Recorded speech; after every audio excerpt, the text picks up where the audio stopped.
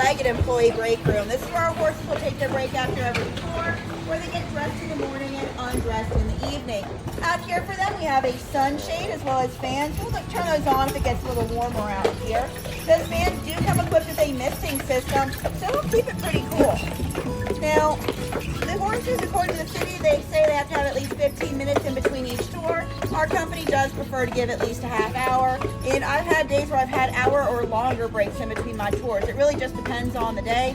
We have about 30 to 40 horses in our herd, which means that we are able to rotate them quite regularly. Our horse's name today, up front here, this is Moultrie. He is a 15-year-old Belgian draft. He's originally from Ohio. We do get most of our horses from Ohio, New York, Pennsylvania. Pretty much anywhere that there is an Amish population, we are going to the auctions up there. So we will get them around the age of 8 to 10, and they're used to working day in, day out with the Amish folk. Now for us though, they'll only work typically 4 days a week. Come on, bud. Bud, what are you looking at? Oh, you're watching the guy skateboard down there. Okay. So they'll only work generally 4 days a week. They'll get around 20 weeks of vacation per year out in our farm on John's Island, where they get to run around at pasture, they get to be horses. They also will see the vet 2 to 3 times a year. They'll get new shoes every 6 weeks. And we have an equine chiropractor that we will call out for them as needed. And so they are very pampered animals, is basically what I'm getting at there. Added on to that, as a bonus, in the summer, they will get 2 beers with each meal. That's an old cowboy trick which helps them sweat. That helps regulate their body temperature. We don't just leave it up to chance, however. We do take their temperature after every tour. That being said, we're really not worried about the carriages. Their weight isn't a whole lot. Even with it loaded up with 17 adult humans, 4 people can push it around. They're here mostly for their stopping power. The carriages, even full, only weigh about a little over 5,000 pounds. He himself is close to 2,000 and can actually pull about 5 times his own body weight. So, unless we're hitting about 10,000 pounds, he's nowhere near his max. Currently, we are on our way to the gatehouse, though. They're actually going to choose our route for the hour. Every carriage company that works in Charleston has to check in with city officials before we go out into the residential area. They'll use a bingo machine to do so. It'll shoot up a colored ball which will correspond to our zone, each zone covers about 30 to 35 blocks of the historic district.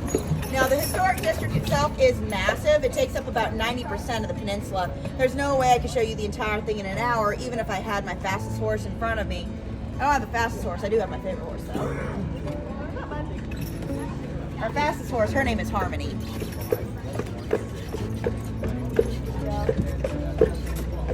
Oh, before I forget, by the way, folks, my name is Mariah. I'll be your guide. If you have any questions for me, please feel free to ask. Whether it's about the horses or about the city, I'm always happy to answer them. You don't have to raise your hand. You can just blurt them out as they come to you. I do have to keep my head on a swivel, so I don't want to miss whatever it is you're asking about.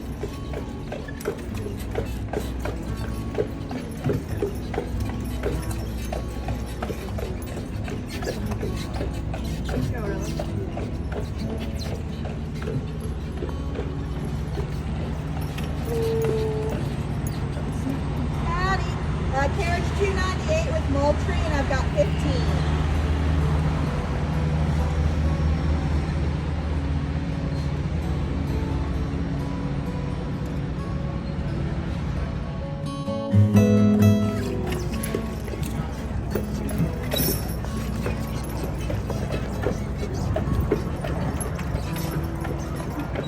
Now, to kind of put that in perspective for you, though, the colony that Charleston's a part of was only just chartered in 1660 by King Charles II. It was gifted to the 8 Lords Proprietors, as they were known, for helping to restore him to the monarchy. His father, King Charles I, had been beheaded by Oliver Cromwell during the English Civil War. Oliver Cromwell died of natural causes in 1658, which is why the monarchy was restored. For whatever reason, his son decided not to take over control of the country. Now, the first ship won't land in the area until around 1670. It actually lands a few miles up the Ashley River at a place called Albemarle Point. That's now Charlestown Landing. That is a state park you can go visit. They do living history days up there and show you how the colonists would have lived when they first came to the Carolinas. They didn't actually move down here until around 1672 or so. A lot of reasons why they decided to move down this way. One of the big ones, though, is that from the get-go, this was supposed to be a major port city for the Carolinas, so they wanted easier access to the waterway which the peninsula would offer. They finished the move by 1680, so that's when the church congregation is founded. It's not the original building, however, for the congregation. The first church was built on the corner of Meeting and Broad Street. That was destroyed in the 1700s when a hurricane washed through the city. Ooh, bye-bye. Easy. And they had grown as a congregation by that point, so they decided to move it to where it stands here because that allowed them to build a much larger structure. Unfortunately, they did not have the most luck with their church buildings. In 1835, that second church got hit by lightning and burned entirely to the ground. So that is the third St. Philip's Church, built in 1838. Steeple was completed around 1848. That steeple is around 200 feet tall and was once used as a lighthouse. They would actually hang a colored lantern up there and tell folks what side of the peninsula they were heading towards.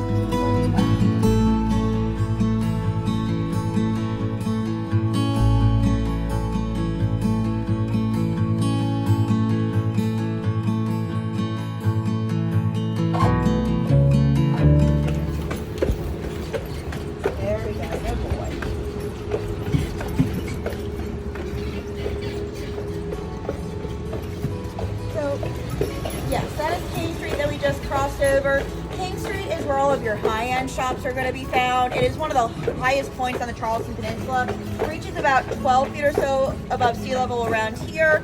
If you go up towards Calhoun, it's like 19.5 feet above sea level. So it's one of the last areas in the city that will flood, one of the first areas floodwaters tend to recede from. And that being said, if you'd been out here, say, prior to about 1750 or so, you wouldn't have really found anything built out this way. Well, the congregation was founded in the 1730s. This is one of those buildings, though, finished in the early 1800s, around 1814 or so. Okay. And by the way, if you're ever going around town and you're wondering what denomination a church is, if it's a white church with red doors, chances are it is Lutheran, at least if you're in the South. There is one exception to that in the city. If you go over to Wentworth Street, there is a white church with red doors. It is, however, Presbyterian, but that's because they bought it from the Lutherans in 2006. And when it comes to changing the color of your building, that's 1774. They do get interrupted, of course, by the Revolution in 1776, and so the building process gets put on hold. At that point in time, the outside of the structure had been finished, but no pews, no pulpits could be found inside of the building. And so Charleston gets taken over by the British in 1780, and it becomes an occupied city during that time period. They repurposed this building during that occupation. Anybody want to guess what they used it as? Hospital would be a really good guess, and there was an area of town where they did have a medical camp. There is actually a residential building built over.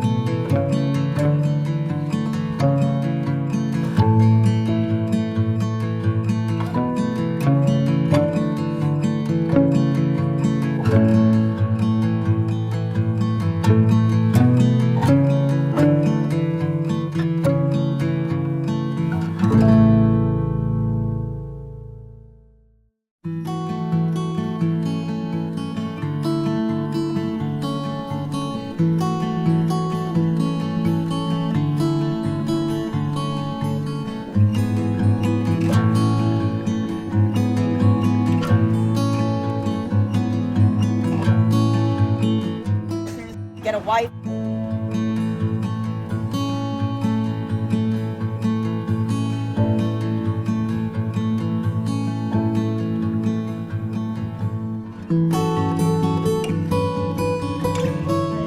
Like historic to the structure or something that would have been done in the time frame that your building was constructed, you typically can get permission to do that. Also, you can modernize the inside of your building however you want. Unless there's something like an internal easement, which is a protection on a specific piece within the building. Strictly speaking, we're generally talking about something like a historic fireplace or chandelier. Other than that, though, you can typically modernize it. Now, these two structures right here, we've got a assisted living facility as well as the Meminger School, which is why they do look modern. They have their own building codes that they have to follow. Hospitals are also the same way. Even when they're in the historic built district, they're going to look like a modern structure.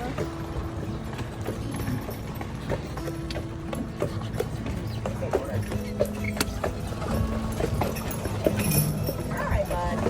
Just a skateboarder.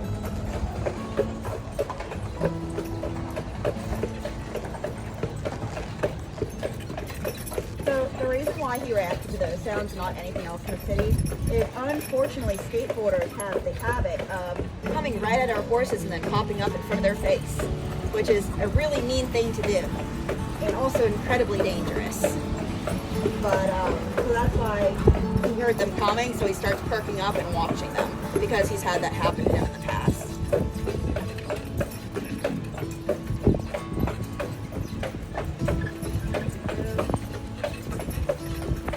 Now, the building they're working on up ahead, that is the target that they're working on. It was built in 1990. It kind of goes back to that 1886 earthquake that I had mentioned when we were on this road previous.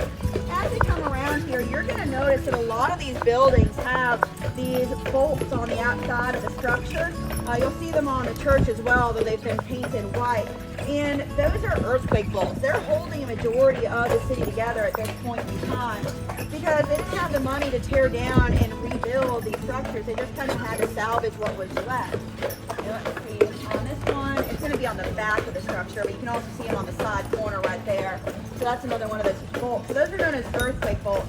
They weren't invented in the city of Charleston. They were just utilized as a way to try to save the building. They are connected to a stabilizing bar that runs through the floorboard or ceiling joist, depending on the structure.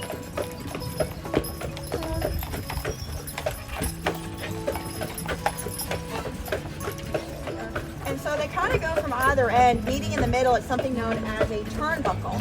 And folks were told to turn that turnbuckle until the building came back together.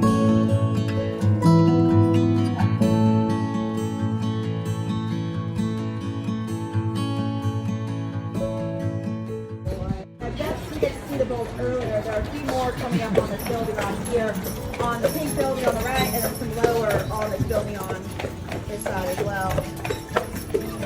The one that used to lead out to the harbor, it doesn't anymore. They're not allowed to do that anymore. But if you go behind our building, our barn, you'll see a metal plate on the ground. That was the old sewer system. It started opening up last summer, and they tried building in 3 different times. It didn't work, and so then they just put the metal plate over top. Makes us feel.